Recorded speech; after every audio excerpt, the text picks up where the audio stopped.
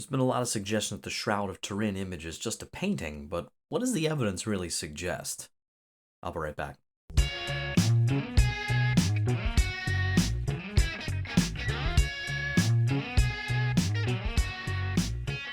Hello there, gracious gang. It's Mike Creevy from thegraciousguest.org back with you for another Shroud-related episode of the Gracious Guest Show. For those of you who have not yet stumbled upon this channel in the past, but have stumbled upon it today, please make sure you subscribe to this channel. Make sure you like this content, share it far and wide. We cover a lot of different topics on the Gracious Guest Show, but the Shroud of Turin is one that we routinely come back to because it's so intriguing, it's so mysterious.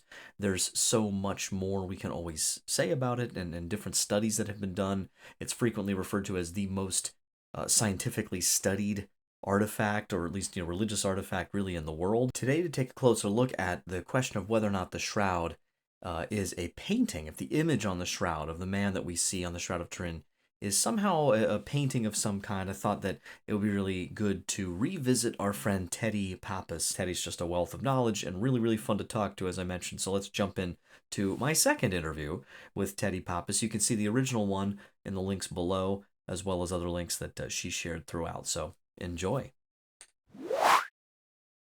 Okay, Teddi Pappas, welcome back to the Gracious Guest Show. Thank you so much. It's great to be with you.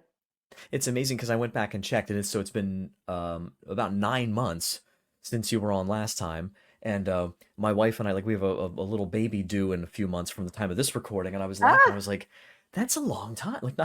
yeah. Like 9 months is a long time." So yeah, so we last time you were on, we had an opportunity to talk really about a lot of details, hmm that we had time to get into. But in general, it was I think an overview of the shroud kind of from an attorney's perspective, basically, right? We kind of approached it that Right, way. with So how to think about it.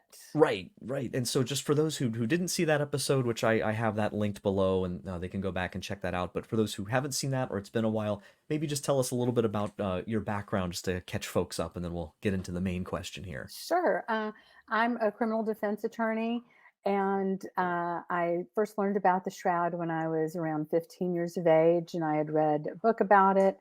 And but in the past 2.5 years, I've been studying the shroud evidence very, very intensely, both from a scientific aspect as well as historical and Very good. forensic. And so, Cool. Very, very cool. So, thank so you. that of course brings us to this title that no doubt everyone has been curious and has clicked Yeah. on, and here they are. So, is the shroud a painting?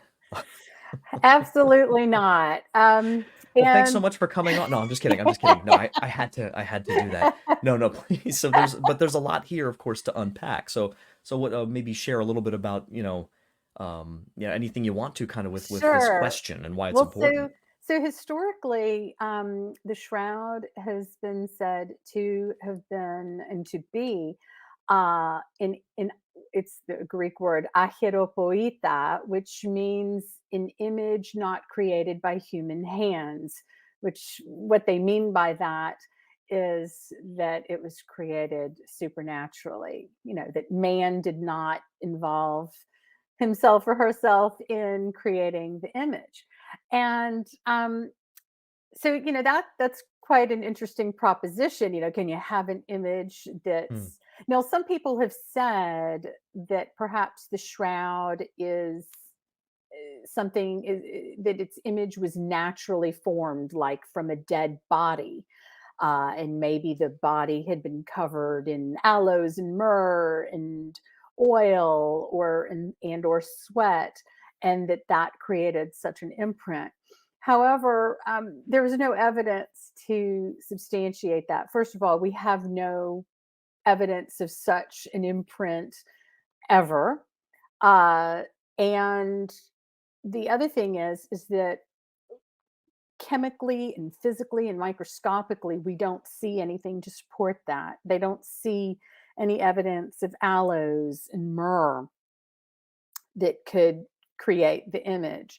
The STIRP team did not find any evidence of aloes, myrrh, sweat, uh, um, oils, any of that. They said that it's possible that it could have oxidized away over the ages, But I think it was Professor Pierluigi Baima Bologna in Italy that I think may have detected some aloes, if I remember correctly, and or myrrh, but I think for sure at least aloes. But I mean, so we've got a little bit of a discrepancy. But like I said, the STIRP team said could have oxidized away, and maybe on their sample they didn't see it, but perhaps. But Pier Luigi by Mobiloni, he pulled out big threads from the shroud, so he had something different that he was looking at. So Hmm. maybe, it's possible. But see, the thing is that when we talk about the shroud and whether it's a painting, there are some other hypotheses as to what it is. Like some people said, perhaps somebody took a statue, heated it up, put a cloth Hmm. on it, and that it's a scorch mark. The Is problem that the is, bas relief theory? Is that the well, right, or that's is that a kind of a different? spin-off on that. With Okay. the bas relief, that's usually like a piece of wood that's been carved, and so it's Okay. not completely a full three-dimensional image of a person like a statue is. But some people have I said see. that perhaps that's been heated up, or perhaps things like wine or acids or whatever were put in the bas relief. Hugh Ferry recently, he's been arguing that hypothesis for well over 2.5, 3 years, and recently on Dale Glover's show, Real Seekers Ministries.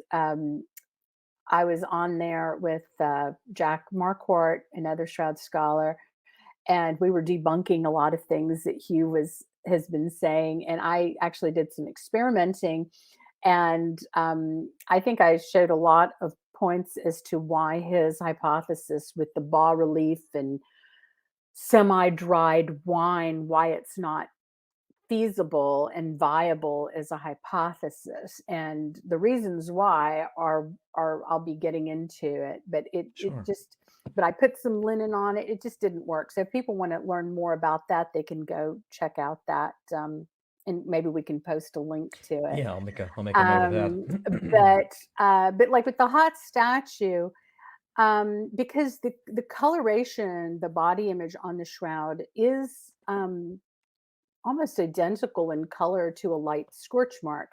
But the problem is that a scorch mark under UV light fluoresces, but the body image on the shroud does not fluoresce, so it can't be a scorch mark. And so all these, the best hypothesis, the one that stands the best shot uh, of winning, is what Dr. Walter McCrone has argued, and the late Dr. McCrone. And he, PhD in chemistry, and he was a world famous microscopist that, I mean, he literally kind of wrote the book. He wrote a book called, and it became a series of books called The Particle Atlas, on identifying a whole bunch of different particles microscopically with tons of pictures. I mean, so when you think about especially back then in the 70s, who was the man for this? Yeah. Walter McCrone. And Walter McCrone he was, like I said, just kind of an international celebrity, given how he had been called to analyze whether a number of alleged masterpieces, whether they were authentic or not, Oh, okay. and artifacts as well. So he's the man. Huh. It's so when somebody like Walter McCrone says something, you can't just make it seem like, oh, just hand wave it Right. away. I mean, because he had a lot of the necessary bona fides to make a call like this, and he was brought in. He was very good friends with Ray Rogers, who was a STIRT member, and Ray Rogers was the one that brought him in because he thought, oh well, this would be a great person to first look at the tape samples that were taken in Turin. Ray Rogers, he had this specially made tape, Hmm. and which is basically like a Scotch tape. Right. And they would press it down onto the genuine shroud and then lift it up, kind of like a lint roller. And then you see Hmm. each tape is kind of small, but it would have thousands of about 1,000 particles or so on each tape, particles and fibers from the shroud. And so they were going to be doing microchemical analysis on these tapes. But Ray Rogers thought, well, let me have Walter McCrone take a look at them first microscopically, since he's, the big deal in the world of microscopy. And wow, that was a huge mistake. Oh my gosh. So anyway, so McCrone gets first crack at I mean, Rogers looked at a couple of the tapes, and Rogers gave McCrone 32 out of, I think it was 36 tapes. Um, so Rogers looked at a couple of tapes, but then gave them to McCrone.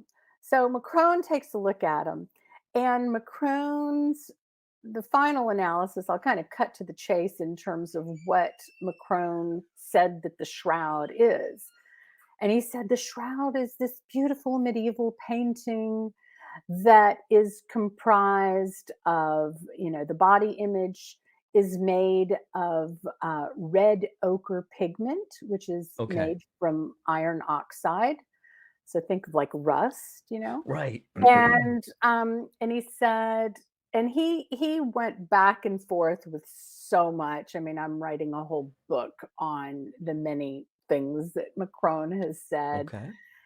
And but anyway, like I said, to cut to the chase, uh, he said that it was a painting, a watercolor painting made with red ochre pigment, which is made from iron oxide, and that it was bound in a gelatin binder, which the type of binders that existed back in medieval period, they would have protein in them because they were usually made from collagen or gelatin, which is usually made from like the hooves of animals or the Right. skin of animals.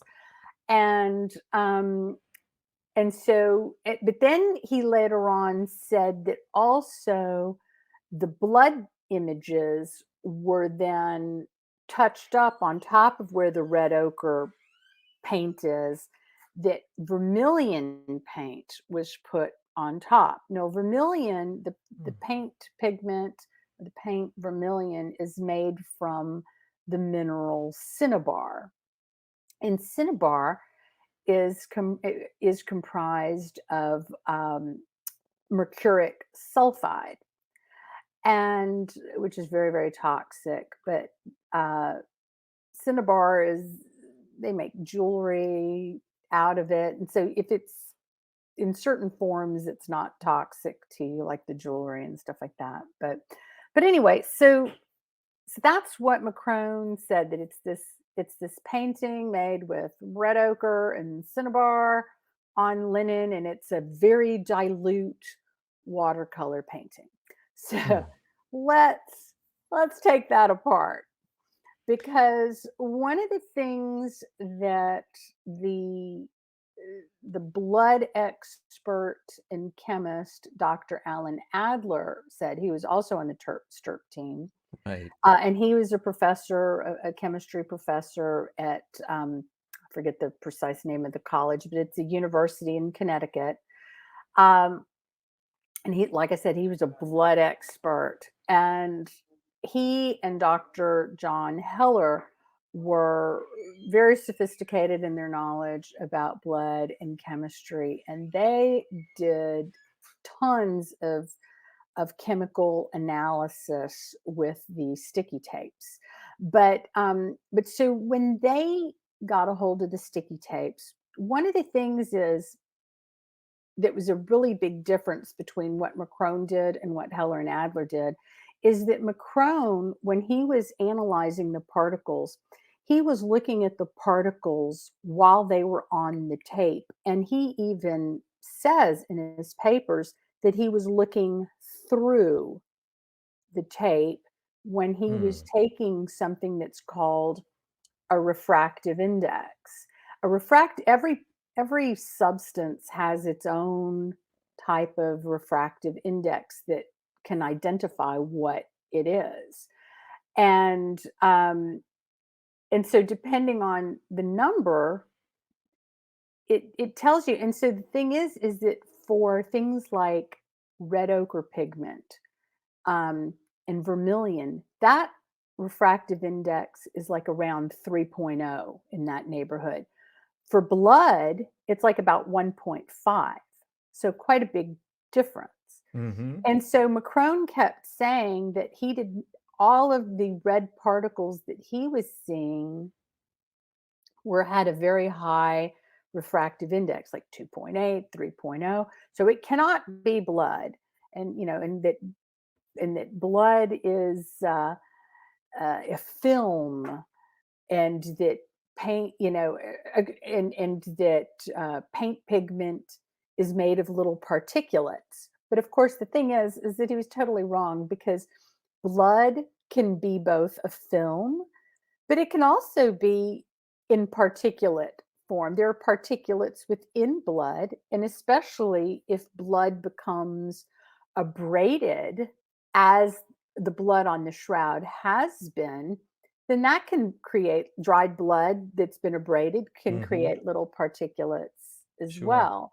Because what we see with the shroud is where the blood stains are.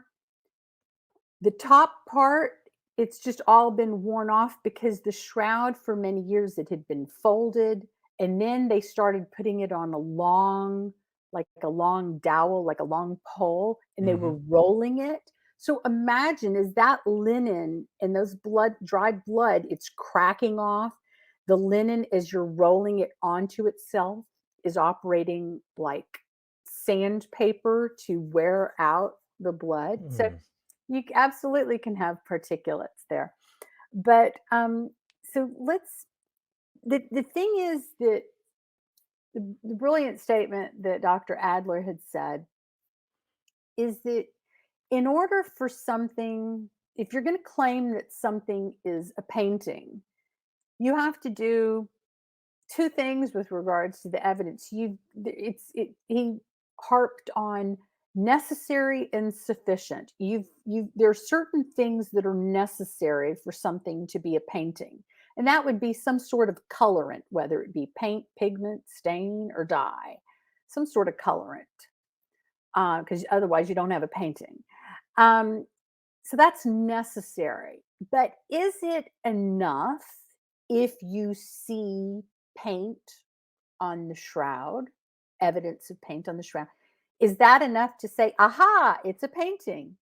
Well, no, it's not, because there has to be a sufficient amount of paint that is seen and that we have evidence of, in order for it to be able to create the image that we see.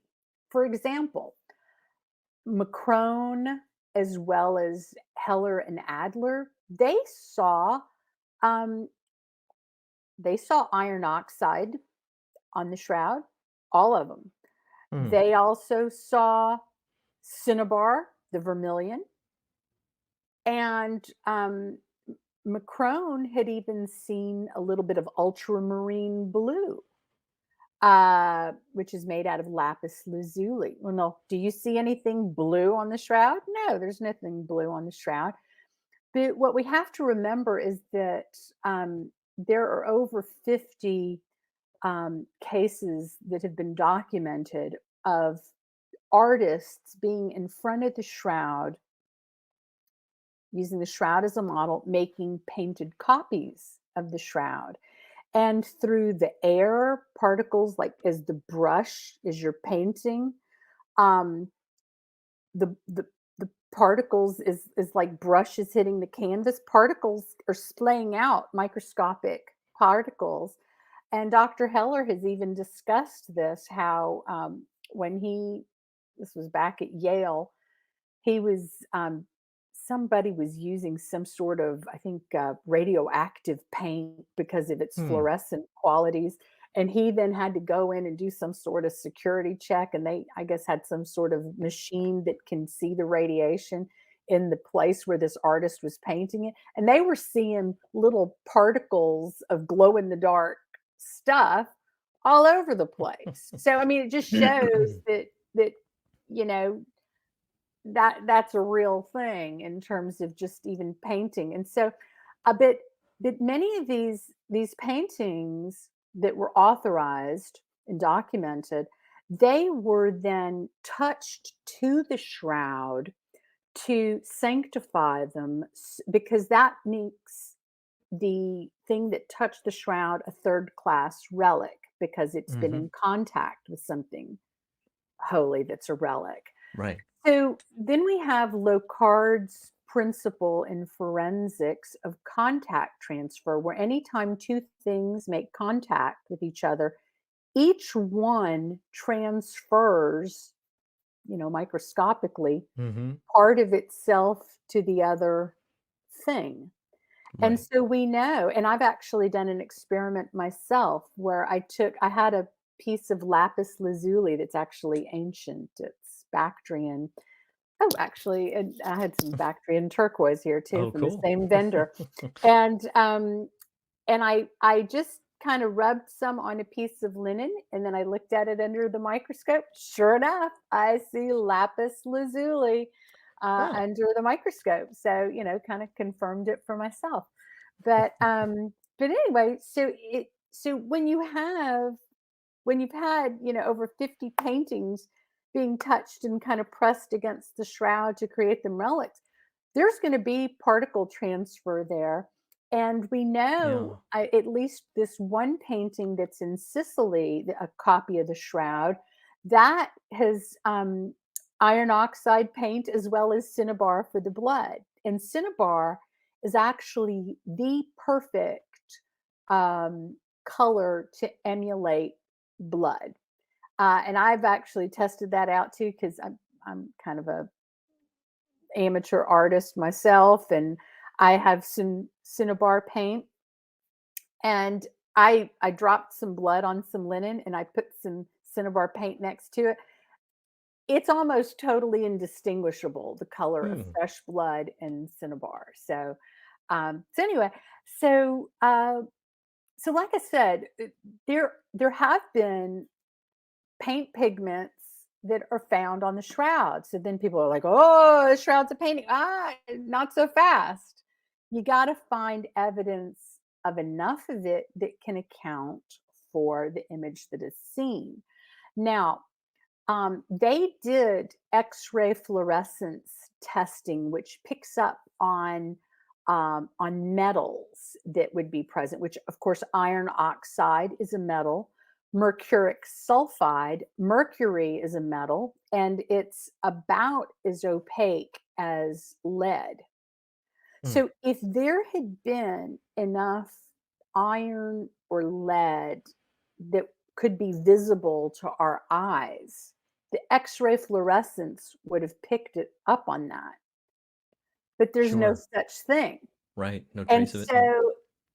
so, it's not possible. But the X-ray fluorescence was sensitive enough to even pick up on iron on the shroud that was still invisible to the eye. So it was sensitive enough to pick up that. So let's talk about the iron that is on the shroud. There are three types of iron.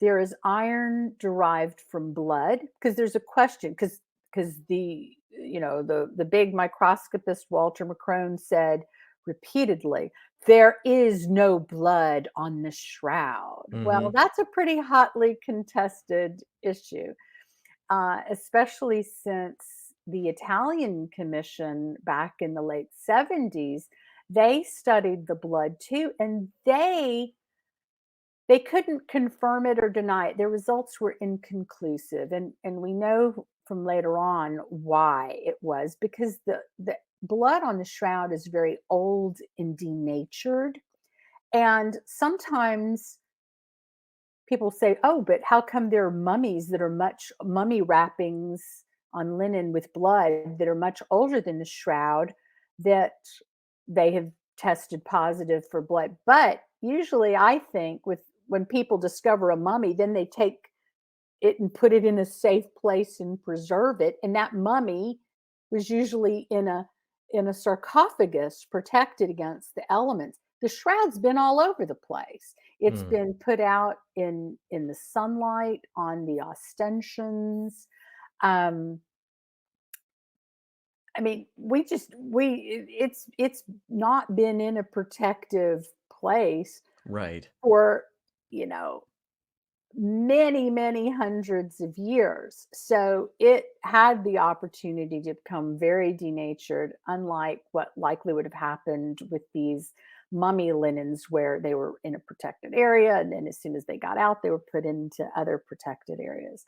So, so back to the issue of the iron. So they did a bunch of tests and they found through 13 different ways there is blood on that shroud. Mm-hmm. Now, some of the ways that it was determined, um, Adler, who was, like I said, a specialist in blood, he did a test where he created the reason why blood is red. It's not because of the iron in it. It's Mm. because of a thing called porphyrins, that the iron is held onto it through this whole uh, like compound, not a compound, but trying to remember what they call it, but it's like a group.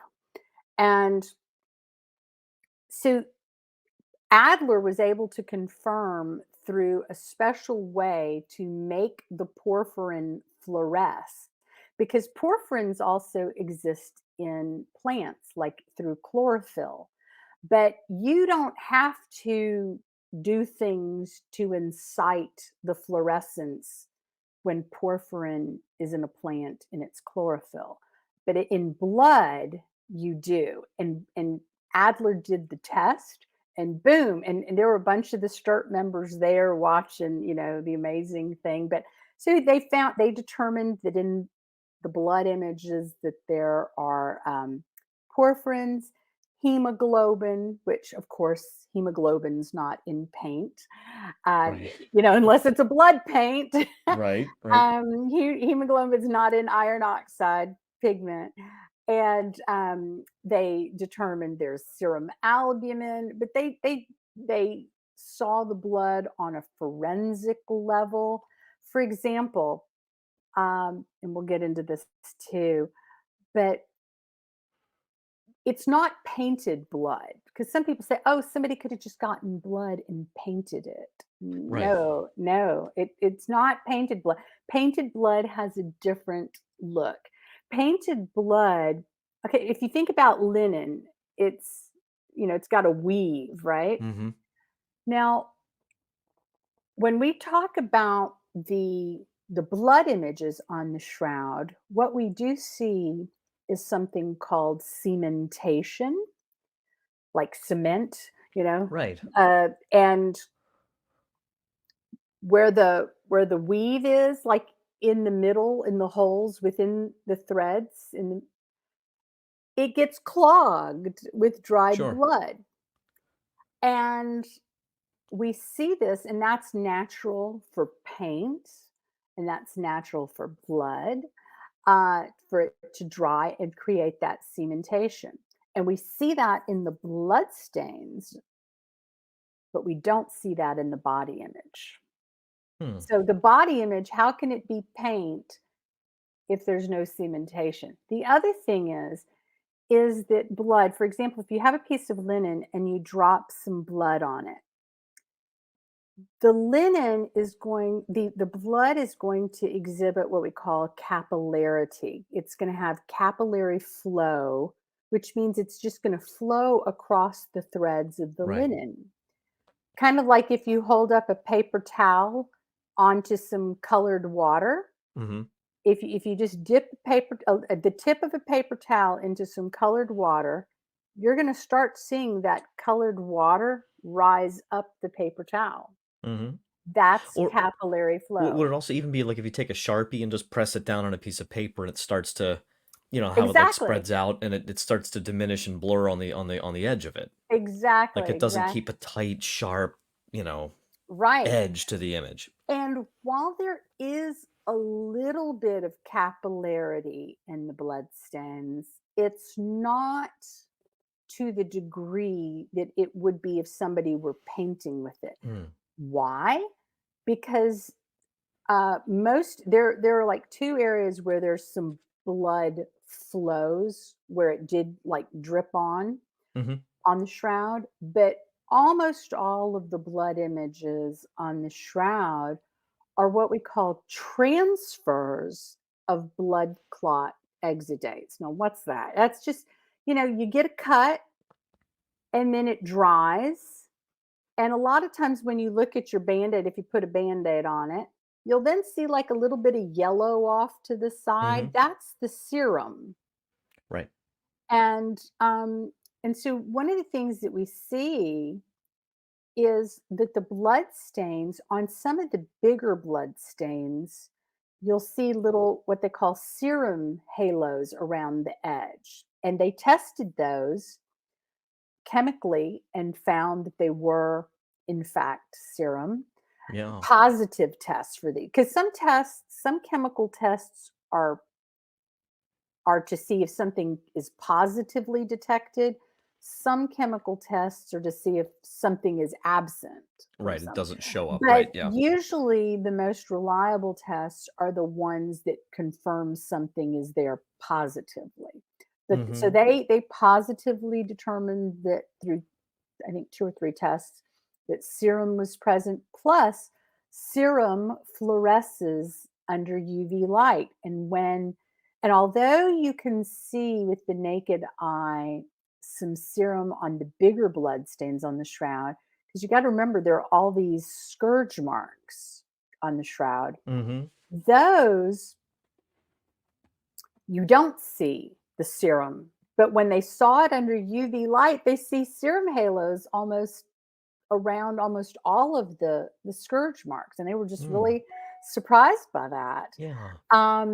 And a painter wouldn't have thought to, okay, let me. And the interesting thing is that if you just paint with blood, you're not going to get the serum halos. The serum halos happens in the blood clots where when a blood clot occurs as it dries, it squeezes out the serum, and that's why it then goes to the edge. Sure. So you've got that forensic aspect of things too. And Well, and I'd be curious too with all of this too. Like, I had a note here about what the proponents of the painting hypothesis. I'm curious how they account for the superficiality of the image.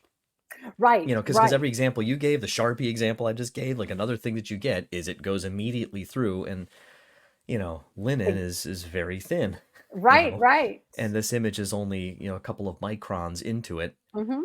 It's like uniformly when you across the whole side. I just don't understand how, like, I feel like exactly. they need to, okay, you can say it's a painting, but you got to account for that phenomenon. Like, okay, how does it not penetrate more than what, two, is it One to microns? two, 1 to 2 fibers. So like Yeah, each the fibers, thread, right? yeah, Yeah. each thread is composed of about anywhere from 100 to 200 micro threads or Yeah. microfibrils. And you're right, the image only goes about 1 to 2 microfibrils deep. So if you've got a watercolor painting, how do you control that? Because you have to remember, and this is like one of the big challenges for an artist. This image, it's life size, and it's not just life size. It is the frontal Front and and back and life that size. image. And not only that, but they correlate with one another because the That's a good point shape too. the Yeah, shape like that if the head, the face was even slightly disproportionate from the back of the head, that would show up in the analysis, but exactly, they are because anatomically matched. yes, yes, because you can see that Yeah. actually the body is in the form of rigor mortis Mm. still, which is quite possible for it because Jesus would have been resurrected, I think about the 32-hour mark, if I remember Yeah. correctly. And you still very much so can have rigor mortis at that point in Hmm. time. And so the body, the chest is puffed out because, like, when a person is hanging on a cross, you got to think of the position of, the arms. No, the arms, in order to put Jesus into the shroud, they had to break the rigor mortis in the arms, and You they got him to, folded yep, his hands crossover. forwards. And but you still see that the chest is puffed out. The Yeah. buttocks are raised, they're not flattened, Yeah. which, if the body was just laying flat and not in rigor mortis, you wouldn't see the roundness of the body. They Right. would be flattened. And they did a test with this. They had a man laying on a table, the buttocks exposed, to Hmm. see exactly what does that look like when they're flattened, and that looks nothing like what is seen on the Yeah. shroud. And so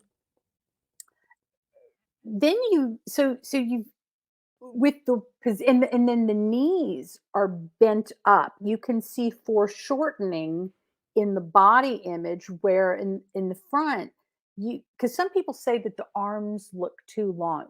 Hmm. There's great anatomical accuracy in the shroud. Some people say, oh, the arms are too long or the legs are too short. No, Yeah, the it's just fingers. an Yeah. it's yeah, it's just an appearance, because the legs are are foreshortened. They're curved a little bit, because when a Hmm. man is crucified, the legs, the Right. knees are pushed out a little bit, as at the bottom, the feet are nailed, and that pushes the knees and the thighs outward, and that's the position that The we position he's in see on the on the image. strap. Yeah. And we see from the front and the back that the the images correspond with, I mean, it's just, It's astonishing. amazing. And to get it to where they're like bookends, Yeah. and show me an artist that can do that. And you look at the copies. It was said that I think Rubens, and who was the other famous artist?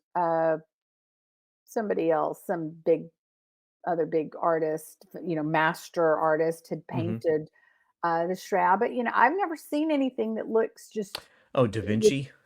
no, no, Some not people. that. Yeah. Right. Yeah, Okay. because Da Vinci wasn't even born Right. at the time of back in uh, with Jeffrey Desharney, and people say, Yeah. "Oh, he did." It's like, well, Well, well, he had to do it. then they just say he switched it when he switched it later with this one. I'm like, okay, He wasn't born. I could just make Um, things up too. exactly, exactly. And um, it and not only that, but the artist, the famous artist, she's passed away now, Isabel Pixek. She's what's called a monumental artist. She would do these gigantic uh paintings, like I don't know, 70 feet high or something, just massive, like in cathedrals. One's in Las Vegas. When she was very young, she was commissioned. She won a contest to do a big mural at the Vatican Library, or somewhere in the Hmm. Vatican. But she knows her stuff. But she was saying, first of all, an artist would need a model. And she said, when you look at the perspective of the body on the shroud, the artist, to paint that with the model, the artist would have to be on a ladder about 15 to 20 feet high. The model would have to be positioned in this rigor mortis position with the buttocks up and the chest out. And it's like, how long is a model going to be able to hold that pose? Hmm. And she said, so you'd have to be in this kooky position for the artist painting, being up high 15 to 20 feet looking down, to get that perspective of what we see. Hmm. So, I mean, that's not very feasible either. Um, so, there's that too. But so with the other thing, so back to the iron. So you've got iron that was detected with the X-ray fluorescence um, machine.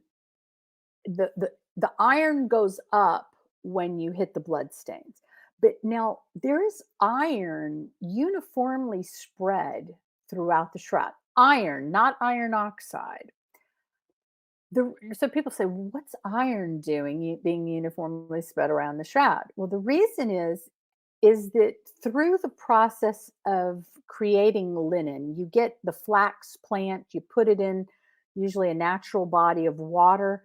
It then starts rotting, and the flax starts separating from all of these gummy particles and pectins and stuff like that. And as it falls apart, then they collect it and then they, clean it up, spin it into linen, into thread, and then that's how they make linen fabric. Well, when this cellulose, which is what linen and cotton are made out of, when this cellulose is in that natural body of water, in a lot of bodies of water, it tends to pick up certain chemicals, and and Heller and Adler even found that in fairly modern day linen, you can still find calcium, iron, and strontium that's through the retting process, and they call it covalently bound. That's a looser type of chemical bond than some of the other types of chemical bonds like ionic bonds and Hmm. things. So so they found, no, these are invisible, this uniform layer of iron, because obviously you don't see a bunch of iron all over the shroud.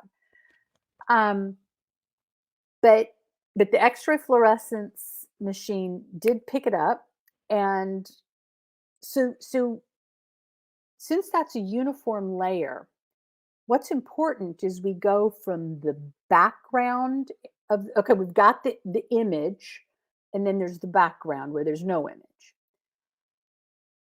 And we can call the background the non-image area. As you go from the background towards the body image, but before you hit the body image. So the levels, as they measured it, the levels of iron were stable. That's how they know it was uniformly spread throughout. So it's stable, stable, stable, stable. Now it goes into pure body image with no blood. The iron still remains stable. Now, if that Hmm. body image were made from iron oxide, red ochre, watercolor paint that we can visibly see with our eyes, when we go from the non image area to the body image, that iron level should go up, but it doesn't, Hmm. because the body image is not made of iron. But now, when you then travel from pure body image to a blood image on top of the body, because blood has iron in it, Right. then the Then the iron level spike. goes up. So, Wow. so again, Mhm. necessary and sufficient. It's like, if Yeah. you don't have, even on a invisible level that is picked up by the X-ray fluorescence scan, if it doesn't go up in the body image that's allegedly painted with iron oxide paint, with the red ochre, how can you see it, and how can there not be a spike once you Hmm. go from the background to the body image? There would have to be, which that completely debunks it. But there's so many ways to Oh debunk my gosh, old yeah. Walter McCrone. So then there's And the question. Even, oh, go ahead. oh no, and I was just gonna say, because and we're only scratching the surface here, but and we're kind of coming up at our against our time here, most Oh, unfortunately.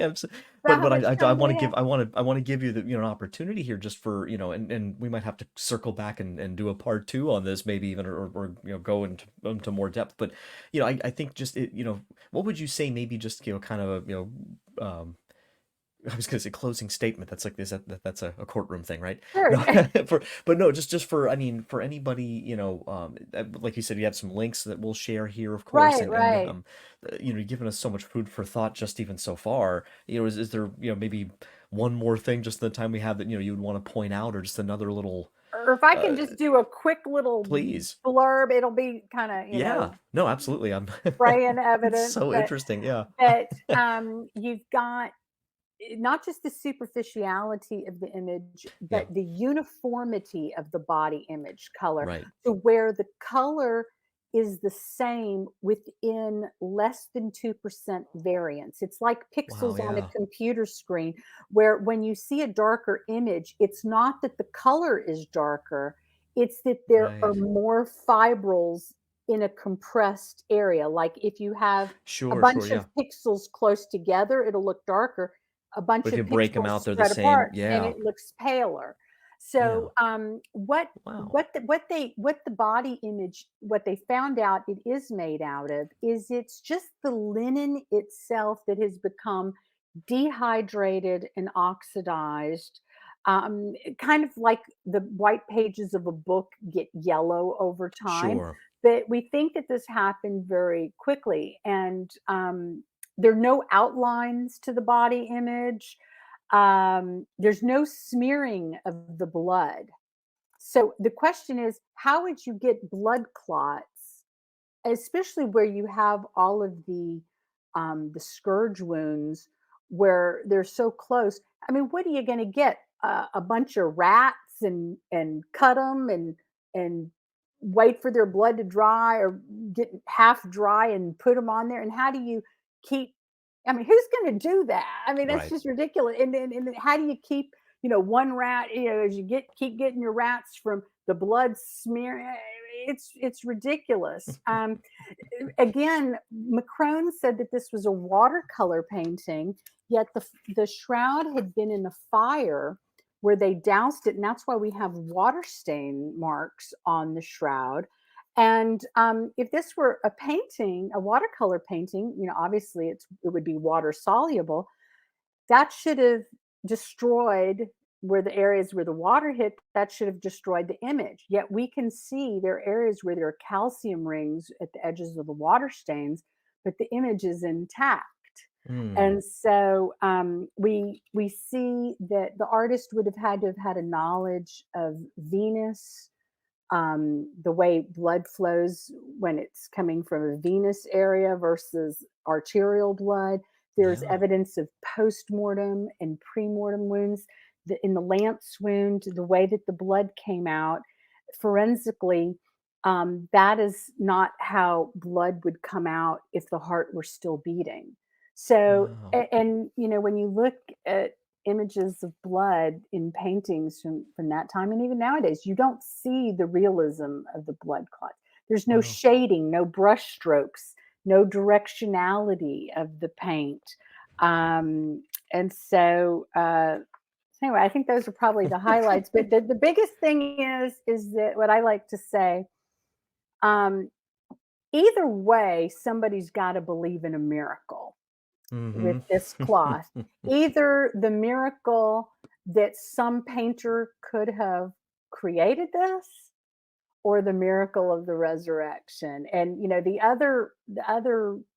there's some other hypotheses, as I mentioned, that people have, and those are far more easily debunked than Walter Macron's, because there is iron oxide and there is cinnabar, so at least there's that. But it's not in a quantity that can create a visible image, much less the image Yeah. that we've seen. Because again, the X-ray fluorescence, they also did X-ray radiography, but the X-ray fluorescence, that's just woo powerful. Wow. So Oh my gosh. Well, so it's a lot of information, and a lot yeah. of times, I mean, this is definitely information overload. But if somebody really wants to understand this, what I would recommend is just listening to this several times and then maybe Sure. doing some reading. But unless Take some somebody's just notes. a specialist, you're not going to understand all of this all at one Right. time. Right. Right. I certainly didn't. I mean, Yeah. it's taken a lot of time and rereading Well, and it's rereading.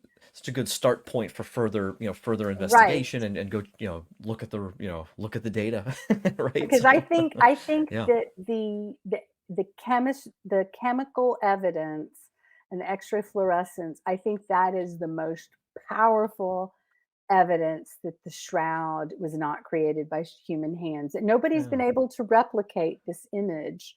It's just sometimes they can do something that kind of looks a little bit like it, where they meet one criteria, but you got to meet all of the Right. criteria for it to be the Yeah. shroud. And nobody's been able to do it. And there have been plenty of people trying to debunk it, but Amen. can't do it. Well, Teddy, thank you so much again for coming on. Again, I always want to just extend the invite to you to come back every time. I'd love So, to. I'd love to. It's a yeah, well, pleasure God bless talking with you. you. God bless You you too. too and your audience. Thank Thank you. you. Bye. I felt bad that I had to be the guy that had to end the conversation, unfortunately, because we had a time we had to split. But I definitely want to have Teddy back on to investigate this more. And like she said there, there's so many different kind of launch points in a lot of the information she shared. So to encourage you, like she said, to go back, rewatch this conversation, maybe take some notes. If there's anything in particular that jumped out at you that was interesting that you want to go investigate further, feel free to do it. That's what this is all about, helping us to encounter Christ Himself through these mysterious, phenomenon, and of course the question about the shroud's authenticity, as important as it is. At the end of the day, our faith doesn't ultimately depend on any relic, any proposed relic. Our faith is something that's much deeper. But anything that can help us contemplate the Lord's passion and to consider the incredible amount that He suffered for us is something that's enormously valuable. So please go ahead and check out more of what Teddy shared. And until next time, don't forget to wonder. God bless you.